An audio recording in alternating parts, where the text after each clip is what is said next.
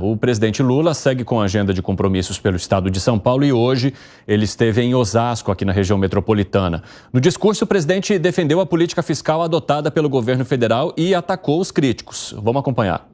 Comentarista político, ele fica incomodado. O Lula fala demais. Ah, que bom que eu falo demais, porque todo o tempo que eu não falava. E não adianta tentar criar caso comigo. Não adianta falar de responsabilidade fiscal, porque se tem uma coisa que eu aprendi com a dona Lindu, foi responsabilidade fiscal. Cuidar do meu pagamento, cuidar do meu salário, cuidar da minha família. E hoje a minha família é o Brasil. Se a gente fizer como aquela pessoa que joga dinheiro fora por causa do cartão de crédito, a economia vai quebrar e no meu governo não vai quebrar. Bom, a gente acompanha então o presidente da República adotando no discurso e vários integrantes do PT também em publicações hoje nas redes sociais falando sobre os analistas da imprensa que estão tentando condenar Lula como sempre fizeram, resgatando até jornais antigos. A própria presidente do PT, Gleisi Hoffmann, fez uma publicação hoje utilizando uma edição lá de 1900 e bolinha. 89, exatamente, dizendo que lá também a imprensa que apoiava a Collor à época dizia que o dólar estava subindo por culpa de Lula e a mesma coisa acontece hoje. Piperno, é realmente culpa dos analistas de economia e de política ou o presidente da República também precisa reconhecer que alguma coisa no discurso precisa ser alinhada? São duas coisas diferentes. A primeira, a gente pode concordar ou não com a argumentação do presidente e eu concordo com grande parte. Embora também ache que chega um momento em que está na hora de entrar em campo a turma não deixa disso, como aconteceu com Haddad, fala, bom, baixa a bola, até porque, independentemente do que vai acontecer agora, isso pode atrapalhar lá na frente uma possível indicação do Galípolo. Imagina o Galípolo chegando, assume o Banco Central, alguém indicado pelo presidente Lula, e ele vai sentar na cadeira já cercado de todas as suspeitas do mundo. Ou seja, se ele faz aquilo que ele realmente acredita, e vai que aquilo que ele realmente acredite, seja, por exemplo, que seja o fato de que o país tem taxas muito altas e o Banco Central resolve cortar, é um pau mandado do Lula. Se ele não faz isso, ele não está fazendo isso porque ele quer se credenciar junto ao mercado. Então, ele deixaria o próximo presidente do Banco Central numa situação incômoda. Agora, o presidente também não é ombudsman. Não é o papel dele ficar julgando as opiniões aí de todos os analistas e comentaristas políticos, embora ele possa discordar. Em 1989, a Gleisi, resgatou essa capa de jornal, era lá, efeito Lula, né? O efeito Lula faz o dólar disparar e tal. Então, assim, há de fato, por parte de muita gente, uma má vontade. Agora, também não adianta ficar se apoiando nisso para justificar tudo que está acontecendo agora. Como é que você analisa, Gani? Eu acho que mudou muito o Lula de 89, o mesmo Lula de 2002. Havia uma grande desconfiança em relação ao presidente Lula, implementação de socialismo, o mundo vivia uma outra época. Hoje, eu diria que pelo menos boa parte da mídia é bastante simpática ao Lula. O Lula se tornou establishment. Vamos lembrar que durante o processo eleitoral, grandes jornais apoiaram explicitamente o presidente Lula. Não só isso, como figuras importantes do mercado financeiro prestaram apoio ao presidente Lula. Pessoas vinculadas ao governo Fernando Henrique, ao Plano Real, como o Armínio Fraga, como o gestor Luiz Stumberg. Essas pessoas formam opinião. Elas formam opinião no mercado financeiro porque tem um peso muito relevante.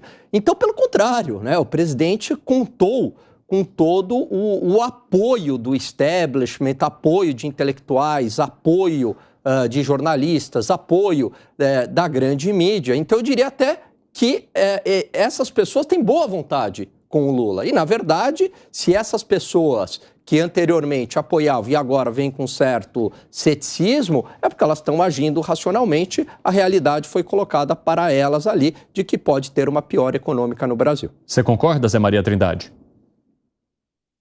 Olha, não se fala em outra coisa nas últimas semanas, a não ser o presidente Lula e Banco Central, mas o tema central é o presidente Lula. Coincidentemente, esta ideia foi iniciada quando saiu uma pesquisa mostrando que o presidente estava ali patinando e a impopularidade dele estava grande. E aí ele adotou a estratégia de dar entrevistas, e uma estratégia que sempre funcionou em rádios pequenas, porque isso espalha, né, pelo interior, e ele se dedicou muito a isso.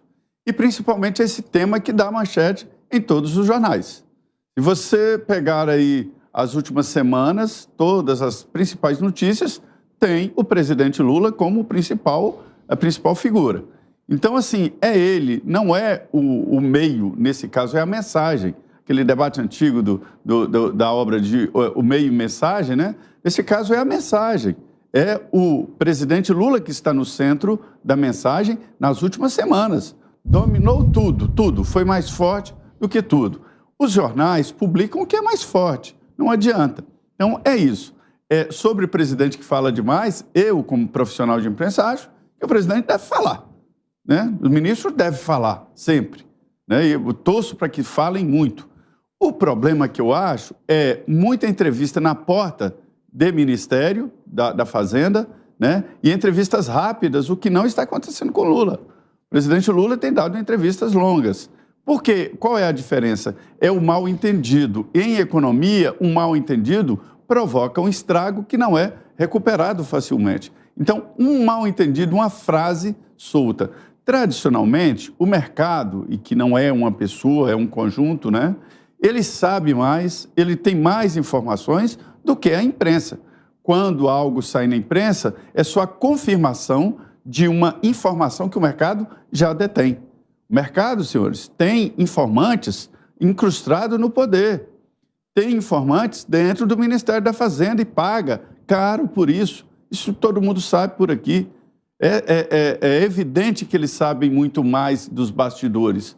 Eu já tive muita fonte ligadas exatamente a mercado, a Helgovs, né, que são as relações governamentais, que ficam mais ali em cada setor e a gente no geralzão. Né? Então, não é um analista de televisão que vai convencer o mercado. Não é um jornalista numa matéria que vai convencer o mercado, mas um convencimento lógico do governo. Bom, agora 4h29, o pessoal da rádio vai para um rápido intervalo. Daqui a pouco espero vocês, hein? Não saiam daí. Nas outras plataformas seguimos. Até porque, na maioria das vezes, os analistas e comentaristas vão justamente analisar o que já aconteceu. Então, o mercado se movimenta e aí vem os comentaristas, né, tentando identificar os motivos e traduzir isso para toda a audiência. Agora, Gustavo Segré, o presidente da República fala que o país não vai quebrar porque eles têm responsabilidade. Responsabilidade que ele adquiriu ainda dentro de casa, com a própria mãe, né, fazendo ali o seu ajuste fiscal no orçamento do lar. Eu quero saber se essa fala do presidente, ela condiz com os movimentos que o governo tem indicado nas últimas semanas. Evandro, eu ouvi o presidente contando essa anedota da sua mãe e eu gostei muito, inclusive, porque naquele momento ela mencionava que os irmãos do presidente Lula e ele chegavam com um envelope amarelo.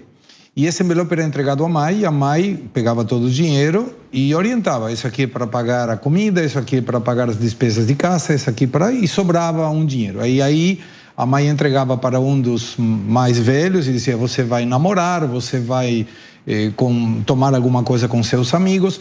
E sempre tinha que sobrar. Essa foi a palavra e a explicação que o presidente Lula deu. Isso é responsabilidade fiscal. Teria sido diferente se a mãe gastaria mais do que os seus filhos arrecadavam e alguém tinha que financiar. Isso é responsabilidade fiscal. O problema é que o presidente não fez isso nesse primeiro ano e alguns meses. E devo lembrar, outubro de 2002, quando prévia às eleições de 2002, em que o presidente Lula ganha as eleições, o mercado estava apavorado. O dólar na época chegou a estar a 3,96. Lembro muito bem desse número. E por que era isso? Porque todos interpretavam que o presidente Lula ia ser um gastador. Depois ele assumiu, ele mostrou responsabilidade fiscal no primeiro e no segundo governo até o finalzinho. Mas ele mostrou que estava aí para cumprir o equilíbrio fiscal que tinha sido orientado pelo presidente Fernando Henrique Cardoso. Não podemos esquecer de uma carta ao povo brasileiro, que o próprio presidente Lula fez, a sugestão do Fernando Henrique Cardoso para tranquilizar o mercado, porque ele tinha dito na época, e lembro muito bem, que a dívida não era para ser paga e que o Brasil não precisava exportar carne quando tinha gente morrendo de fome no Brasil. Falas que deixaram todo mundo muito nervoso. Agora, o presidente não está aceitando críticas. Semana passada nos chamou de cretinos. E agora nos chama aqui. Nós, analistas da política e da economia, estamos criticando a sua fase. Lógico, o país não quebra hoje.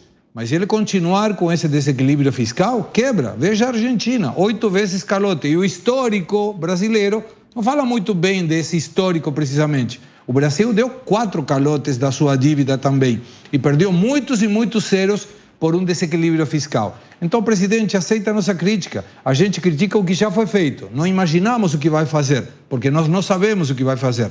Mas quando o presidente fala, está provocando muita preocupação nos mercados. Esse é o fato. Arremate, Alan Gani. Eu queria só fazer um contraponto em relação ao que o Zé trouxe. Eu tenho minhas dúvidas, Zé, até que ponto a mídia, a grande mídia, não influencia alguns desses gestores. Será que eles não acompanham determinados jornais e são influenciados por esses jornais? E onde eu quero chegar? Muitos deles compraram a ideia de que Lula seria pragmático, seria o Lula 1 com responsabilidade fiscal e agora se dizem surpresos. Inclusive escrevi um artigo no jornal sobre isto.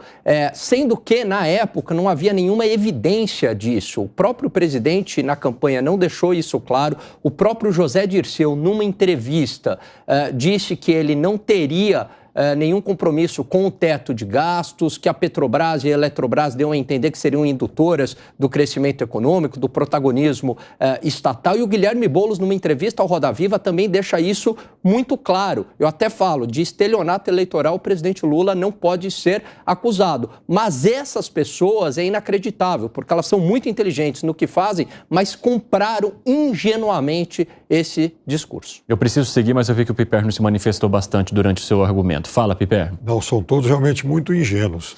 Inclusive, politicamente falando. Boulos, Dirceu... Não, eles não são ingênuos. Não, eu sei. Não, o que eu dizer que Boulos, Dirceu, essa turma toda está cheia de cargos no governo. Eles são ministros, inclusive, importantes, influenciadores, né? Vejam, quando o Banco Central ele assume que, por exemplo, ele considera muito as indicações do Boletim Focus. E no Boletim Focus aparece lá um gaiato que chuta a inflação para 8%, 10%, a Selic para... enfim, teve um lá que falou em Selic de 20% e tal. E esse pessoal faz parte daquele grupo que gera essa média utilizada pelo Banco Central. Então, olha a qualidade das informações que o Banco Central do Brasil... Mas Piperno, eu estou falando em relação à questão fiscal. Esse pessoal comprou a ideia lá do Lula 1, que tinha superávit primário de 2,5% do PIB, e que colocou Palocci na Fazenda, e é bem diferente o Lula de hoje do Lula lá de trás. E a questão fiscal, e eles compraram esse discurso, mesmo o Boulos e o Dirceu cantando a bola, falando não vai ser esse Lula, mas na cara deles. E eles compraram esse mundo idealizado e não o mundo real. Um déficit entre 0,1 e 0,50, que provavelmente é o que vai acontecer esse ano, ele já significa uma queda. Menos 2,1% o ano passado de déficit primário. Esse ano a gente está menos 0,8%. Tá tudo bem, tira os precatórios, menos 1,3%. Tudo. É alto pra caramba. Depois, claro e aí, menos 0,9%. A gente está em déficit primário desde 2014. R$1 trilhão em déficit nominal. Se nada for feito, a gente caminha para o calote da dívida pública. Não amanhã. Se deu 1,3% o ano passado e pode dar 0,3% esse ano, não vai dar 0,3%. Não sei se é 0,3, não. Não vai dar 0,6, 0,6, 0,7 0,7 para cima. Bom, vamos... E assim finaliza.